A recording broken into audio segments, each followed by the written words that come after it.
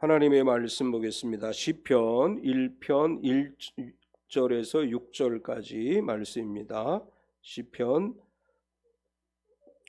1편 1절에서 6절까지 제가 가지고 있는 성경 구약 성경 805페이지입니다. 우리 천천히 같이 합독하겠습니다.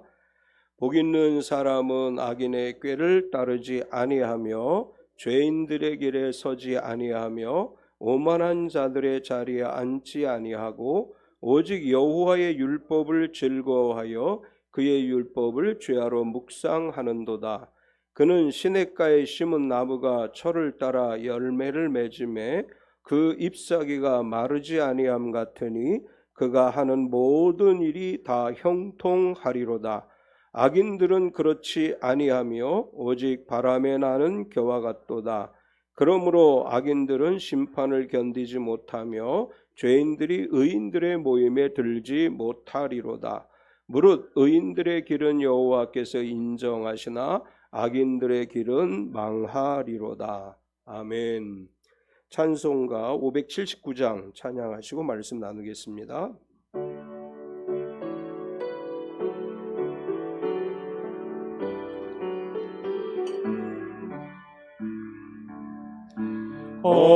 어머니의 넓은 사랑 귀하고도 귀하다. 그 사랑이 언제든지 나를 감싸줍니다.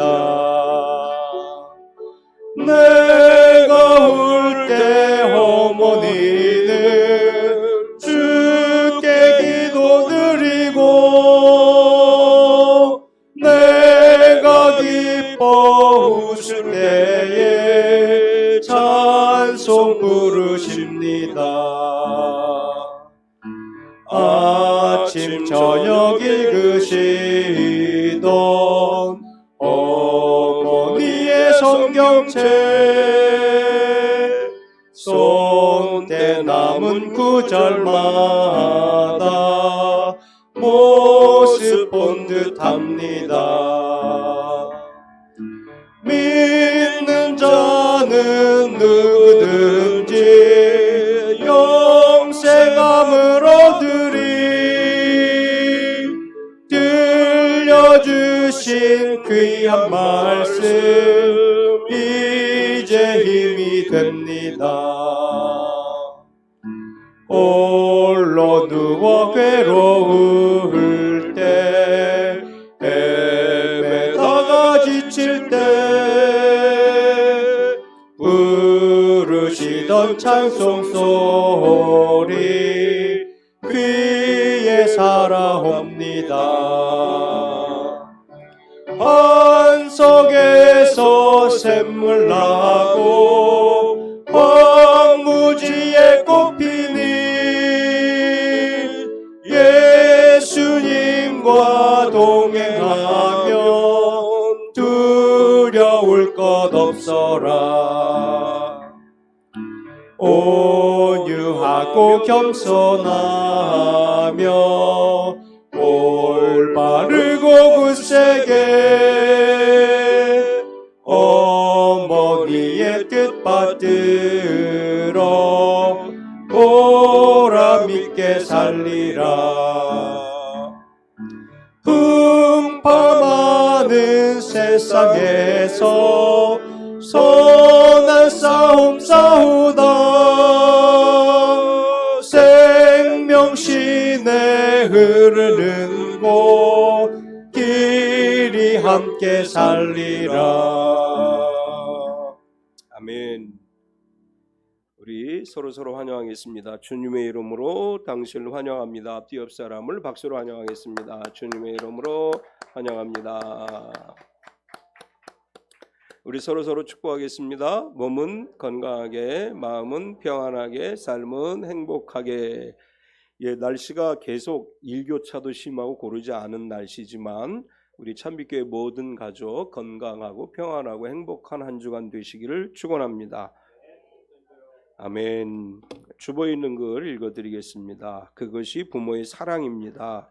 제주도 연안에서 흔하게 발견되는 줄도 화돔이라는 물고기가 있습니다. 무리를 이루어 살아가지만 가만히 관찰해 보면 암수 한 쌍씩 각각 짝을 이루고 있습니다. 그런데 줄도 화돔은 특이한 부화 방식으로 부성애가 강한 물고기로도 유명합니다. 암컷이 알을 낳으면 수컷이 그 알을 입속에 머금은 후 부화시킵니다. 그리고 알에서 부화 후에도 독립하여 생활할 수 있을 때까지 치어들을 입안에 머금으며 천적으로부터 보호합니다. 그런데 그 오랜 시간 동안 수정란과 치어들에게 신선한 물과 산소를 공급하기 위해 이따금 입을 뻐끔거릴 뿐 수컷은 먹이를 전혀 먹지 않습니다. 치어들이 성장해서 수컷의 입을 떠나고 나면 아무것도 먹지 못한 수컷은 점점 쇠잔해지고 더러는 기력을 다 잃어 죽기도 합니다. 죽음이 두려우면 입안에 있는 알들을 그냥 뱉으면 그만이지만 수컷은 죽음을 뛰어넘어 자식을 향한 사랑을 선택합니다. 아낌없이 주는 게 사랑이라고 한다면 이 사랑의 표본은 바로 부모님일 것입니다. 자녀에 대한 부모의 사랑 깊이는 측정할 수 없습니다. 자식을 키우는 부모는 많은 것을 희생합니다. 자식을 위해 자신의 젊음을 바치고 열정을 바치고 꿈을 바칩니다. 자녀들을 위한 부모의 그 모든 희생은 기쁨이며 행복입니다. 그것이 부모입니다. 그리고 사랑입니다. 어버이 주일에 부모님을 다시 생각해 보게 하는 글입니다. 오늘 시를 하나 제가 읽어드리려고 하는데, 중년에 맞이하는 어버이날, 이채라고 하는 시인이 쓴 시인데, 나이 먹으면서 이제 어버이날에 부모님을 생각하며 쓰는 그런 시예요. 자식의 입장보다 부모의 입장에서 사람과 사물을 생각하는 일이 점점 많아지고 자식의 불만보다 부모의 섭섭함이 더 절실해지는 나이, 이제서야 철이 드나 봅니다. 당신도 그러하셨지요. 평생을 기다리는 희생이 바로 자식이 아니었던가요? 당신은 작은 울타리 안에서 간간히 지나가는 발자국 소리에 귀 기울이며 무엇인가를 평생 기다리며 살지 않았던가요? 아버지의 하늘이 그냥 높을 리 없고 어머니의 바다가 그냥 깊을 리 없으련만 그 높이에 닿을 수도 없고 그 깊이를 볼 수 없으니 내가 부모 되어도 당신의 마음을 헤아리지 못합니다. 당신의 소박한 웃음에는 날마다 자식을 향한 사랑이 흐르고 당신의 감춰진 눈물 속에서 나는 오늘도 신의 기도를 듣습니다.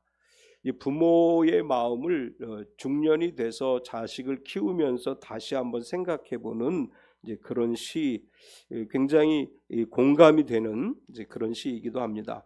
5월 8일은 정부가 정한 어버이날이고 5월 둘째 주는 교회가 정한 어버이 주일입니다.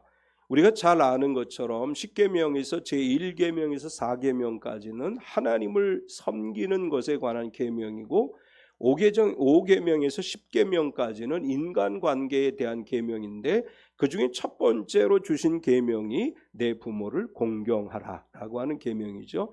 출애굽기 20장 12절을 보면 내 부모를 공경하라 그리하면 내 하나님 여호와가 내게 준 땅에서 내 생명이 길리라 이렇게 말씀하셨고, 신약 성경에서는 에베소서 6장 1절에 3절까지를 보면 자녀들아 주 안에서 너희 부모에게 순종하라 이것이 옳으니라. 내 아버지와 어머니를 공경하라 이것은 약속 있는 첫 계명이니 이로써 내가 잘되고 땅에서 장수하리라 이렇게 말씀했습니다. 신구약이 공이 이야기하고 있는 것은 부모를 공경하는 것, 부모를 섬기는 것, 부모에게 순종하는 것이 하나님이 주시는 복을 받는 비결이다 이렇게 말씀을 합니다. 우리가 이 땅에서 잘되고 장수하는 비결은 부모를 공경하고 부모에게 순종하는 것이 땅에서 잘되고 장수하는 비결이다 이렇게 성경은 우리에게 말씀을 합니다. 이번 주에는 제가 세 곳의 문상을 다녀왔습니다. 우리가 이 세상에 영원히 사는 것이 아니라 하나님께서 정하신 때가 되면 하나님의 부름을 받게 되는 것은 너무나 당연한 이치라고 할 수 있습니다. 이 장례식장에 가면서 늘 느끼게 되는 것은 부모님들에게 못해드린 것에 대한 미안함이 자녀들에게 묻어난다고 하는 것입니다. 모든 자녀들은 부모에게 효를 다하고 싶은 마음을 가지고는 있지만 세상을 살아가면서 마음으로 생각한 것만큼 부모님들에게 효를 다하지 못하는 것이 현실이기도 합니다. 그래서 장례식에 가보면 못다한 것 때문에 슬퍼하는 자녀들의 모습을 늘 보게 됩니다. 우리가 이 땅에 살아가면서 우리 주님 만나는 날까지 살아있는 동안 살아계신 부모님을 잘 섬기는 것도 성도로서 마땅히 해야 될 일이라고 믿습니다. 우리 찬빛교회가 몇 년 전부터 어버이주를 맞이해서 우리 70세 이상 되신 부모님과 성도님들에게 작은 선물을 드리는데, 우리가 정말로 하나님이 기뻐하시는 효를 행하는 교회, 그리고 효를 실천하는 성도가 돼서 모든 찬빛교회 가족이 이 땅에서 잘되고 장수하는 복을 누리게 되기를 축원합니다. 부모님을 공경하는 것이 땅에서 잘되고 장수하는 비결이다, 이렇게 말씀하신 하나님께서 우리가 이 세상에서 형통하게 살아가는 비결에 관해서 시편 1편에서 우리에게 말씀해 주고 있습니다. 시편 1편은 시편 23편과 함께 거의 모든 성도들이 외우는 성경 구절이기도 하죠. 하나님은 시편 1편을 통해서 복 있는 사람은 어떤 사람인지, 복 있는 사람은 이 세상에서 누릴 복이 어떤 것인지를 간략하게 설명해 주고 있습니다. 우리가 잘 알고 있는 오늘 말씀을 중심으로 해서 모든 일이 다 형통하리라는 제목으로 말씀의 은혜를 나누려고 하는데, 오늘 말씀에서 우리가 발견할 수 있는 것은 첫 번째로 복 있는 사람이 되자, 제가 이렇게 제목을 정했는데 하지 말아야 될 것들이 있다, 이렇게 성경은 말씀합니다. 모든 것이 형통하게 되는 것은 복을 받을 사람의 특징이라고 할 수 있습니다. 하나님은 우리가 복 있는 사람이 되기를 원하셔요. 하나님은 한 사람도 저주 아래 놓여 있기를 원하지 않습니다. 하나님은 모든 사람들이 하나님이 주시는 복을 누리기를 원하시고, 우리도 복을 좋아하지요. 복 받기 싫어하는 사람은 없습니다. 복 많이 받으세요 라고 말하면 화내는 사람 아무도 없어요. 다 복을 받기를 원합니다. 그러나 누구나 복을 받는 것은 아니다. 성경은 이렇게 말씀해요. 복을 받을 만한 자격을 갖춘 사람이 복을 받는 것이다. 복을 받을 만한 자격이 갖추어지지 않으면 복을 받을 수 없다. 성경은 이렇게 말씀하시고, 또 복이라고 하는 것은 오직 하나님만이 주실 수 있는 것이다. 이 세상 그 어디에도 하나님 외에 우리에게 복을 줄 만한 존재가 없습니다. 이방신을 섬기는 사람들은 돌에 가서 또는 어떤 우상을 만들어 놓고 그 앞에 가서 빌면서 복을 달라고 하지만 그 어떤 것도 우리에게 복을 줄 수 없고, 오직 하나님만이 우리에게 복을 주실 수 있고, 하나님께서 우리에게 복을 주시기 위해서는 우리가 복 있는 사람, 복 받을 사람이 돼야 한다, 이렇게 말씀을 합니다. 우리가 복 있는 사람이 되기 위해서 하지 말아야 될 세 가지를 먼저 말씀을 하시죠. 악인들의 꾀를 따르지 말아야 한다, 이렇게 말씀을 해요. 1절을 보면 복 있는 사람은 악인들의 꾀를 따르지 아니하며, 여기서 악인이라고 하는 단어의 히브리어는 라사라고 하는 단어를 쓰는데, 이 라사라고 하는 단어는 죄를 범한 자, 법정에서 유죄 판결을 받은 자라고 하는 뜻입니다. 이 단어가 성경에서는 하나님 앞에 죄인으로 입증된 자라고 하는 뜻을 가지고 있습니다. 악인이라고 하는 것은 하나님의 말씀을 따르지 않고 살아감으로 인해서 하나님께서 너는 죄인이다 라고 선포한 자, 인정한 자라고 하는 뜻입니다. 악인들의 특징은 하나님의 말씀이 아닌 자기들이 원하는 대로, 다르게 표현하면 자기 멋대로 살아간다고 하는 것입니다. 여기서 사용되어진 꾀라고 하는 단어의 히브리어는 에차라고 하는 단어를 쓰는데, 이 에차라고 하는 단어는 의도, 도모라고 하는 이제 단어로 번역할 수 있고, 하나님의 뜻과는 상관없이 인간이 자기 마음대로 살아가는 것, 그것을 이야기하는 것입니다. 우리가 하나님 앞에 복 있는 사람이 되기 위해서는 내 생각과 내 마음대로, 내 뜻대로 살아가는 것이 아니고 철저하게 하나님 말씀을 따라, 하나님의 뜻을 따라 살아가야 된다고 하는 것입니다. 하나님을 섬기지 않으면서 자기 욕심을 따라 살아가는 것이 악인들의 꾀라고 하는 것이고, 그렇게 살아가는 사람들은 복 있는 사람이 아니다, 이렇게 말씀하시는 것입니다. 우리가 잘 알고 있는 누가복음 6장 33절을 보면, 그런즉 너희는 먼저 그의 나라와 그의 의를 구하라. 그리하면 이 모든 것을 너희에게 더하시리라. 우리가 복받는 삶의 비결은 하나님 나라의 의를 구하고 하나님의 뜻을 따라 살아가는 것입니다. 복 있는 사람이 되기 위해서 두 번째는 죄인들의 길에 서지 말아야 한다. 1절 중간에 보면 죄인들의 길에 서지 아니하며, 여기 죄인이라고 하는 단어 히브리어는 핫타임이라고 하는 단어를 썼는데, 이 핫타임이라고 하는 단어는 빗나가다, 길을 잃어버리다, 관역을 맞추지 못하다, 이런 뜻이에요. 핫타임이라고 하는, 죄라고 하는 게 뭐냐? 벗어나는 게 죄예요. 말씀에서 벗어나고 하나님이 원하는 길로 가지 않고 자기 멋대로 가는 게 죄라고 하는 것입니다. 죄인의 길이라고 하는 것은 하나님 말씀에서 벗어나 믿음의 길을 벗어나 살아가는 것을 죄라고 말하고, 예수님께서는 내가 곧 길이요 진리요 생명이다 이렇게 말씀하셨죠. 예수님께서 말씀하신 길과 진리와 생명 되신 예수님을 따르지 않고 살아가는 것이, 그것이 죄다 이렇게 말씀을 해요. 마태복음 7장 13절과 14절을 보면 너희는 좁은 문으로 들어가라. 이는 멸망으로 인도하는 문은 넓고 그 길이 광대하여 그 길로 들어가는 사람이 많으나 생명으로 인도하는 문은 좁고 또 그 길이 협소하여 그 길을 찾는 자가 적음이니라. 이렇게 말씀을 하죠. 많은 사람들은 인생의 즐거움을 따라서, 많은 사람들이 육체의 욕심을 따라 살아가는 대로 그 길로 가고 있습니다.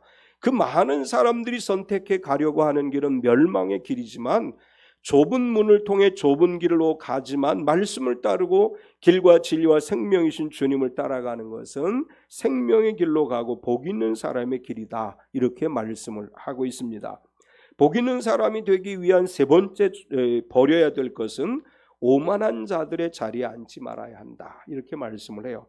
1절 마지막 부분이죠. 오만한 자들의 자리에 앉지 아니하고, 오만한 자라고 하는 히브리어는 레침이라고 하는 단어에서 오는데, 이것은 조롱하다, 비웃다라고 하는 루츠라고 하는 히브리어에서 파생된 명사로서 조롱하는 자라고 하는 뜻이에요. 오만한 자가 뭐냐? 조롱하는 자들이다. 근데 이 조롱하는데 누구를 조롱하느냐? 하나님을 조롱한다. 우리 하나님을 믿지 않는 사람들, 우리 예수 믿는 사람, 하나님 믿는 사람 조롱하죠. 우리가 믿는 하나님을 조롱해요. 너희 하나님이 무엇을 줄 수 있느냐? 하나님은 존재하지 않는다. 이렇게 말하며 조롱하는 사람들을 이야기하는데, 그 조롱하는 사람들이 앉는 자리, 그 자리는 교만한 자의 자리이겠죠. 성경은 하나님을 조롱하고 세상을 향해서 믿는 자들을 조롱하는 사람들에 대해서 시편 73편 8절과 11절에 이렇게 말씀을 해요. 그들은 능욕하며 악하게 말하며 높은 데서 거만하게 말하며 그들의 입은 하늘에 두고 그들의 혀는 땅에 두루 다니도다.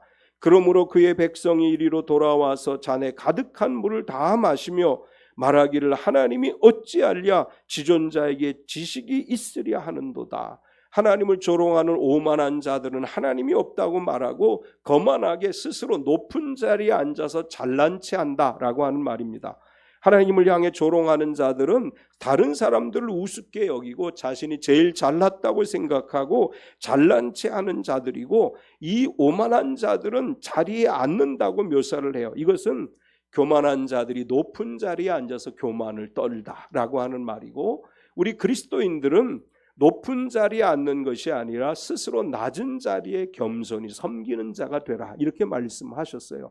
우리가 하나님께서 원하시는 대로 악인들의 꾀를 따르지 아니하고 죄인들의 길에 서지 아니하고 오만한 자들이 앉는 교만한 자리에 앉지 않고 하나님을 온전한 믿음으로 섬기고 성도들 낮은 자리에서 섬기는 자가 되는 것, 이것이 바로 복 있는 사람이 되는 비결이다 이렇게 말씀을 합니다. 복 있는 사람이 되기 위해서 두 번째 반드시 해야 될 일이 있다 또 이렇게 말씀을 해요. 이제 버려야 될 것이 있는가 하면 우리가 해야 될 것, 꼭 해야 될 일이 있는데 여호와의 율법을 즐거워해야 한다 이렇게 말씀을 해요. 2절을 보면 오직 여호와의 율법을 즐거워하여 그의 율법을 취하러 묵상하는도다. 우리가 하나님 말씀을 즐거워하는 것이 복받는 비결이에요. 하나님의 말씀인 성경을 읽고 듣는 것이 우리에게 즐거움이 되어야 됩니다. 성경을 읽는 것이 지루하고 힘들게 느껴지지 않고 하나님 말씀 한 구절 한 구절이 기쁨이 되고 은혜가 되는 것이 복 있는 사람이 되는 비결이에요. 예전에 제가 알던 어떤 분은 성경을 머리맡에 두고 잠이 안 오면 성경을 읽습니다. 성경을 읽으면 조금 읽다가 그냥 잠들어 버려요. 성경은 잠을 위해 필요한 도구예요. 그런데 사실은 우리가 하나님 말씀을 읽으면 그 안에서 즐거움이 넘쳐나게 되죠. 하나님이 주시는 말씀의 즐거움이 있습니다. 시편 19편 7절에서 10절까지를 보면 같이 우리 한번 읽어보겠습니다. 여호와의 율법은 완전하여 영혼을 소생시키며 여호와의 증거는 확실하여 우둔한 자를 지혜롭게 하며 여호와의 교훈은 정직하여 마음을 기쁘게 하고 여호와의 계명은 순결하여 눈을 밝게 하시도다. 여호와를 경외하는 도는 정결하여 영원까지 이르고 여호와의 법도 진실하여 다 의로우니 금 곧 많은 순금보다 더 선무할 것이며 꿀과 송이꿀보다 더 달도다. 아멘. 시편 119편 103절 주의 말씀의 맛이 내게 어찌 그리 단지요 내 입에 꿀보다 더 다니다. 성경 일독하는 것이 기쁨이 되고 즐거운 일인 줄 믿습니다. 성경을 일독하는 게 우리에게 기쁨이 될 수 있으면 그 사람 복 있는 사람이에요. 이 성경 또 언제 읽지? 마음에 그것이 짐이 되면 털어내야 돼요. 즐겁게 성경을 읽으세요. 즐겁게 성경을 대하는 것이 하늘의 복을 받는 비결입니다. 또 이제 여호와의 말씀을 주야로 묵상해야 한다 이렇게 말씀을 해요. 2절 뒷부분에 보면 그의 율법을 주야로 묵상하는도다. 이제 성경에서 묵상이라고 하는 이 단어는 히브리어로 하가라고 하는 단어를 써요. 그런데 이 하가라고 하는 단어는 묵상하다라는 뜻과 함께 말하다, 속삭이다 이런 뜻을 담고 있어요. 묵상한다고 하는 이 단어의 성경적 의미는 뭐냐면 성경을 펼쳐서 작은 소리로 읽고 마음에 기억하다라고 하는 뜻이에요. 이제 눈으로만 읽는 것이 아니고 입으로 성경을 읽고 깨닫고 은혜를 받는 게 묵상한다라고 하는 단어가 갖는 의미예요. 성경을 눈으로만 읽는 것이 아니라 입으로 선포하는 것이 필요하고 말씀의 의미를 깨닫고 말씀을 붙잡고 살아가는 것이 우리에게 필요합니다. 매일매일 한 구절의 성경이라도 읽으세요. 한 구절의 성경이라도 읽을 때 그 성경 말씀이 나에게 힘이 되고 능력이 되고 우리가 복 있는 사람으로 살아가게 되는 줄 믿습니다. 또한 우리가 복 있는 사람이 되기 위해서는 그 길이 인정을 받아야 한다 이렇게 말씀을 해요. 6절을 보면 무릇 의인들의 길은 여호와께서 인정하시나 악인들의 길은 망하리로다. 여기서 인정하신다라고 하는 말은 믿음으로 주님을 따라가는 사람들을 주님께서 인정해 주신다라는 의미가 있고 또한 이 인정하신다라는 말 안에는 지키고 보호하신다라고 하는 뜻이 있어요. 하나님께서 우리의 길을 인정하신다고 하는 것은 우리가 가는 길을 지키고 보호해 주신다고 하는 의미가 담겨 있습니다. 이제 이 6절의 말씀을 현대어 성경으로 보면 이렇게 번역을 했습니다. 여호와께서 바르게 사는 이들은 하는 일마다 가는 길마다 보살피시나 못된 짓만 일삼는 것들은 그 흔적조차 남겨놓지 않으시리라. 하나님이 우리의 길을 인정하신다고 하는 것은 내가 믿음으로 걸어가는 것을 하나님이 인정해 주시고 내가 가는 그 길을 지키시고 보호하신다고 하는 뜻입니다. 참빛 성도들이 가는 길을 하나님이 인정해 주시고 하나님의 보호와 지키심을 받는 길이 되어지기를 축원합니다. 세 번째로 이렇게 했을 때 우리가 누리게 된 복에 관해서 모든 일이 다 형통하리로다 이렇게 말씀을 하십니다. 복 있는 사람에게 주시는 복에 대해서 말씀하고 있는데 우리가 복 있는 사람으로 자격이 인정되면 받게 될 복은 시냇가에 심은 나무와 같이 된다 이렇게 말씀을 해요. 3절을 보면 그는 시냇가에 심은 나무가 철을 따라 열매를 맺으며 그 잎사귀가 마르지 아니한 같으니 그가 하는 모든 일이 다 형통하리로다. 하나님 말씀 안에서 항상 기쁨을 공급받는 상태가 시냇가에 심은 나무와 같은 것이다 이렇게 말씀을 합니다. 시냇가에 심은 나무는 언제든지 생수를 공급받을 수 있습니다. 이제 사실은 우리가 우리나라 같은 한반도 같이 이렇게 좋은 땅에 사는 사람들은 물가에 심겨진 나무가 얼마나 큰 복인지를 잘 이해 못해요. 굉장히 어디에 나무를 심어놔도 다 잘 자라요. 그렇죠? 그런데 팔레스틴이라고 하는 땅은 1년에 비가 여러 번 많이 오는 것이 아니라 이른 비와 늦은 비 정도만 와요. 1년에 한 2차례 정도 비가 와요. 그리고 평상시에는 늘 가물어요. 중동 지역의 특징이 그렇습니다. 그래서 나무를 심어 놓으면 그 모든 나무가 우리나라처럼 잘 자라는 게 아니에요. 시냇가에 심기워져야만 잘 자라요. 물이 공급되지 다른 곳에 심겨져 있는 나무들은 물을 공급받지 못하기 때문에 물가에 심겨진 나무들만 잘 자라고 물을 공급받아서 열매를 맺을 수 있습니다. 우리가 이런 거 잘 이해하지 못했었는데 이제 몽골에 가면서 우리가 많이 깨달았어요. 몽골에 갔다 오신 분들은 다 기억하시죠? 몽골은 아무 곳에나 나무가 있지 않고 시냇가에 나무가 있어요. 시냇가에만 나무들이 있어요. 여기 시냇가라고 이야기할 때 이 시내라고 하는 히브리어는 팔라그라고 하는 단어를 썼는데 이건 뭐냐 하면 인공수로를 이야기하는 거예요. 이제 우리나라는 뭐 개울도 많고 강도 많아요. 그런데 이 팔레스틴이라고 하는 땅은 원래 이 가뭄이 많은 땅, 비가 잘 오지 않기 때문에 시내가 있어도 간헐천이라고 그래요. 물이 늘 있는 게 아니라 비가 올 때만 물이 흐르는 간헐천이 많아요. 대부분이 그래요. 요단강을 제외한 대부분의 시내는 다 간헐천이에요. 이 인공수로라고 하는 건 뭐냐면 요단강과 같이 물이 흐르는 강에서부터 줄기를 만들어서 물이 흐르게 만드는 인공적으로 만든 것을 이야기하는 것입니다. 여기 하나님을 온전히 경외하는 사람들은 시냇가에 심은 나무라고 하는 것은 하나님이 만들어 놓은 인공수로 옆에 심겨진 나무라고 하는 거예요. 이게 무슨 의미냐 하면 우리가 하나님의 말씀을 즐거워하고 죄하로 묵상하면 메마른 심령이었던 우리들 마음속에 하나님이 파주신 인공수로가 생겨서 생수를 공급받는다고 하는 거예요. 하나님의 말씀이 없는 사람들은 그 안에 인공수로가 없기 때문에 그 메마른 심령 상태로 살아가서 아무런 열매를 거둘 수 없다, 이렇게 말씀하는 것입니다. 우리가 매일매일 말씀을 죄하로 묵상할 때 하나님이 우리 안에 생수를 공급해 주시고 그 생수로 인해서 우리는 때를 따라서 열매를 맺게 되고 하나님이 주신 은혜를 누리는 것입니다. 철을 따라 때를 따라 열매를 맺는다고 하는 것은 그때에라고 하는 뜻이에요. 그때에라고 하는 것은 열매가 맺어져야 될 그때에 열매를 맺는다. 열매가 맺어져야 될 때 열매를 맺지 않는 나무는 존재의 이유가 없습니다. 하나님께서 말씀의 생수를 우리에게 주시고 우리 인생의 열매가 필요할 때마다 하나님이 주시는 열매들을 거둘 수 있게 된다, 이렇게 말씀하시는 것입니다. 하나님 말씀 안에서 끊임없이 즐거움과 기쁨을 누리는 의인은 인생의 추수기에 자연스럽게 열매를 맺는 것입니다.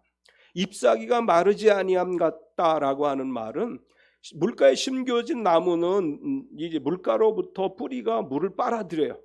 그러면 이 나뭇잎은 이제 우리가 학교 다닐 때 과학 시간에 배웠죠. 나뭇잎이 햇빛을 받아서 탄소 동화 작용을 하고 그 나뭇잎에서부터 햇빛에 받은 영양분을 또 공급해주고 그래서 열매가 맺히게 된다, 이렇게 우리가 학교에서 배웠어요. 잎사귀가 마르지 않는다는 것은 열매를 위한 필요 조건이고 계속해서 물이 공급되어지고 잎사귀로부터 또한 양분이 공급되어져서 열매를 맺는 충분한 조건을 만들어주는 것이다 라고 하는 뜻이고, 말씀을 즐거워하고 묵상할 때 요한복음에서 말씀하신 포도나무 비유를 통해 열매를 맺게 하신 하나님의 그 은혜가 좋은 열매를 맺게 하는 우리의 삶 가운데 좋은 열매를 맺게 하는 하나님의 은혜로 나타나게 될 줄 믿습니다. 이렇게 물가에 심기워진 나무와 같은 복을 받는데 그 나무와 같은 복을 받는 우리는 그가 하는 모든 일이 형통하게 된다, 이렇게 말씀을 해요. 3절 뒷부분에 보면 그가 하는 모든 일이 다 형통하리로다. 시냇가에 심은 나무가 철을 따라 열매를 맺는 것 같이 하나님의 인정을 받는 복받을 사람은 그가 하는 모든 일이 형통할 것이다. 여기 형통한다라고 하는 말의 의미는 이제 각 번역 성경마다 조금씩 다르게 묘사를 했는데 쉬운 성경은 이렇게 번역했습니다. 그가 하는 일마다 다 잘 될 것입니다. 현대어 성경은 또 이렇게 번역했습니다. 하는 일마다 끊임없이 번창하리라. 우리말 성경은 하는 일마다 모두 잘 되리라. 그리고 공동 번역 성경은 그에게 안 될 일이 무엇이랴 이렇게 번역을 했어요. 형통한다고 하는 말은 이런 뜻이에요. 하는 일이 안 될 것이 없다고 하는 말씀이에요. 이제 신명기 29장 9절을 보면 그런즉 너희가 이 언약의 말씀을 지켜 행하라. 그리하면 너희가 하는 모든 일이 형통하리라.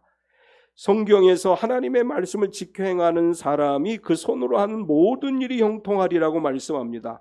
말씀을 따라 살아감으로 하는 모든 일이 형통하게 되는 복이 찬빛교회 모든 가정의 모든 삶의 현장에 임하게 되기를 축원합니다.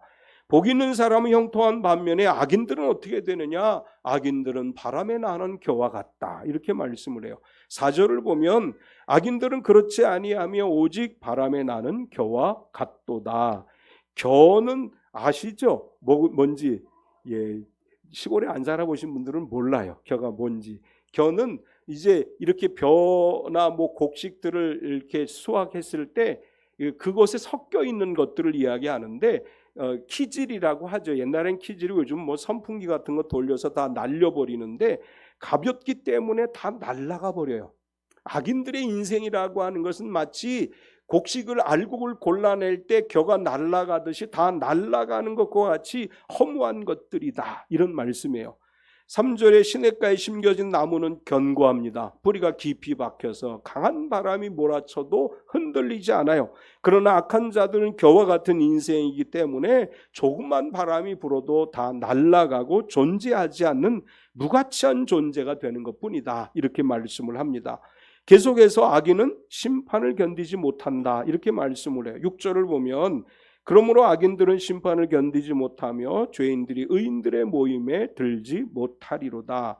심판을 견디지 못한다고 하는 건 두 가지 의미가 있습니다. 이 땅에서 하나님의 심판이 있다고 하는 거예요.